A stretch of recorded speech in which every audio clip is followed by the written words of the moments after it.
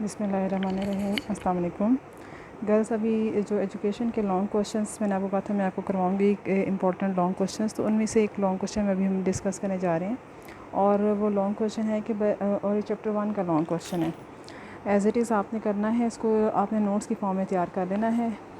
پہلا دیکھیں کوشچن جو اس میں ہم لانگ کوشچن ڈسکس کریں گے وہ ہے مسلمانوں کے عہد میں برصغیر میں جو تدریسی طریقے استعمال ہوتے تھے ان پر نوٹ لکھیں۔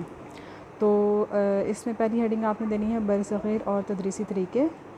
آپ لکھیں گے مسلمانوں کے عہد میں برصغیر میں بچوں کو پڑھانے کے بہت سے طریقے رائج تھے۔ یہ طریقے جدید اصولوں کے عین مطابق تھے اور آج کے موجودہ دور میں بھی تدریس انہی طریقوں سے کی جا رہی ہے۔ مسلمانوں کے دور میں برصغیر پاک و ہند میں بہت سے طریقے تدریس رائج تھے، اور جو ان میں سے کچھ جو ہیں وہ یہ ہیں۔ پہلا دیکھیں ہے اس میں دہرانے کا طریقہ، کہ اس طریقے میں استاد طلبہ کو درس دیتا اور اس کے بعد اس کا کوئی لائق شاگرد اس سبق کو طلبہ کے لیے دہراتا اور اس کی تشریح بھی کرتا تھا۔ یہ بہت بڑا اعزاز سمجھا جاتا تھا۔ دہرانے والا طالب علم منصب دار کہلاتا تھا۔ آج کل اس کو اعادہ کا طریقہ یا مانیٹر طریقہ کہتے ہیں۔ دوسرا ہے انفرادی طریقہ۔ اس طریقہ کار میں کوئی طالب علم ایک خاص مدت تک کسی استاد کے ساتھ رہ کر انفرادی طور پر پڑھتا تھا۔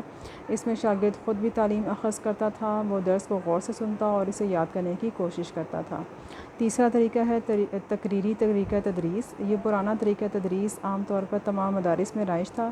اساتذہ مضمون کے بارے میں تقریر کرتے تھے، طلبہ کو مضمون یا سبق کے بارے میں نئی معلومات، نئے حقائق، نئے تجربات مہیا کرتے اور ان کی تفہیم کرنے کی کوشش کرتے تھے۔ اپنی تقریر میں اساتذہ سبق کے مختلف حصوں کی مختلف انداز میں وضاحت کرتے اور اس میں تجسس بھی کیا کرتے تھے۔ اس تقریر کے دوران سبق کے مختصر نوٹ تیار کیے کرتے تھے، بعد میں اسے وضاحت سے لکھ لیتے اور یاد کر لیتے۔ سبق کے دوران طلبہ سوالات کے ذریعے اپنی مشکلات جو ہیں وہ دور کر لیتے تھے۔ پڑھے ہوئے سبق کا جائزہ لینے کے لیے اساتذہ بھی طلبہ سے سوالات کیا کرتے تھے۔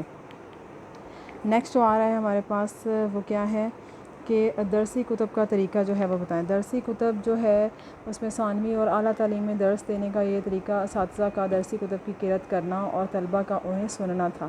بعض اوقات طلبہ قرأت کرتے اور استاد سنتے تھے اور ساتھ ساتھ طلبہ کی غلطیاں درست کرتے جاتے تھے۔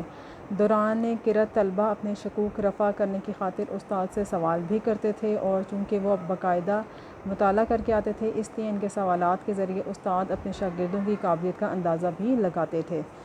بحث و مباحثہ۔ تدریس میں گہرائی کے بحث کی اہمیت جو ہے مسلمہ ہے۔ اس طریقے کے لیے طلبہ پہلے سے سبق کا مطالعہ کر کے آتے تھے اور پھر شاگرد اور استاد کے سوالات بحث و مباحثے کی صورت اختیار کر لیتے تھے۔ اس کے علاوہ مشہور اساتذہ کے درس میں ہم عصر علماء بھی شریک ہوتے تھے، لہٰذا بحث و مباحثے کا معیار بھی بلند ہوتا تھا۔ اعلیٰ تعلیم کے لیے یہ طریقہ بڑی کامیابی سے رائج رہا۔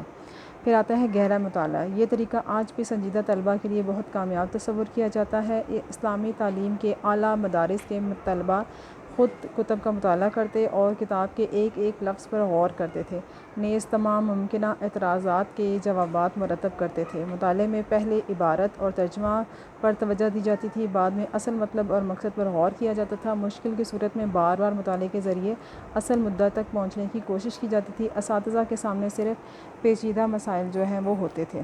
ٹھیک ہو گیا؟ تو یہ پکچر آپ کے سامنے ہے، اس کو آپ نے اچھی طریقے سے جو ہے نا وہ لکھ لینا ہے اور یاد بھی کرنا ہے اچھے طریقے سے۔ پھر جب آپ کی ریگولر کلاسز سٹارٹ ہوں گی تو پھر آپ سے انہی نوٹس کو جو ہے نا وہ پریپیئر بھی سنا بھی جائے گا اور ٹیسٹ بھی لیے جائیں گے۔ ٹھیک ہے؟ اپنا خیال رکھیے، دعا میں بھی یاد رکھیے گا۔ اللہ حافظ۔